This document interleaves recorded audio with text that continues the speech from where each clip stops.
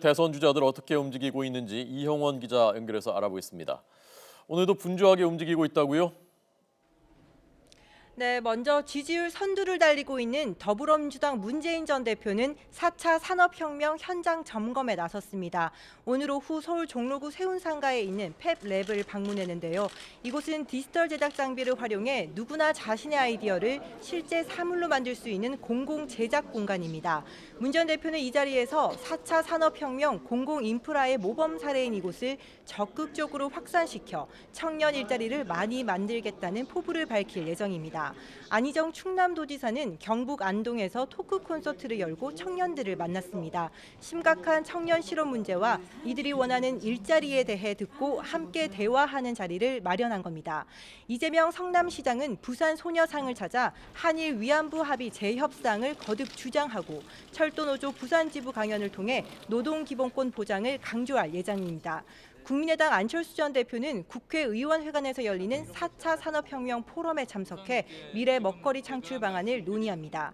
바른정당 유승민 의원은 자신의 대선 공약인 근로자들의 정시퇴근 보장법과 관련해 시중은행을 방문했는데요. 서울 을지로에 있는 IBK 기업은행 본사에서 어린 자녀를 둔 은행원들과 만나 육아와 직장 생활을 함께하는 데 따른 고충을 들었습니다.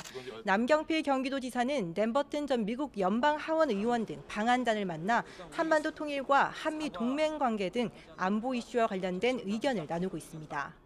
네. 어제는 우상호 원내대표가 민주당 교섭단체 대표 연설했고 오늘은 제2당 새누리당 정우택 원내대표가 했다고요?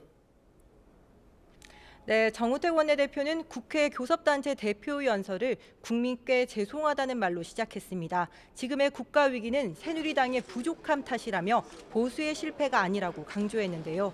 그러면서 분명한 책임의식을 갖고 끊임없는 개혁으로 정통 보수 정당으로 재탄생하고 진정한 보수 정권의 재창출을 위해 온몸을 던지겠다고 말했습니다.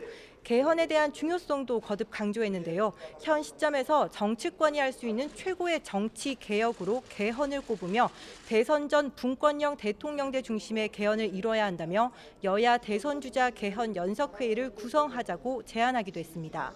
한편 바른정당과 야권을 향한 비판도 이어갔는데요. 이 금수저 출신이 서민 보수를 자처하고 부모 배경으로 군대를 빠진 사람들이 안보 보수를 외치는 것은 사이비 보수라며 바른정당을 겨냥했습니다. 또 대세론에 올라탔다고 자만심에 빠져 패권 유혹에 빠지는 사람은 대통령이 돼도 편가르기를 할 거라며 더불어민주당 문재인 전 대표를 꼬집기도 했습니다.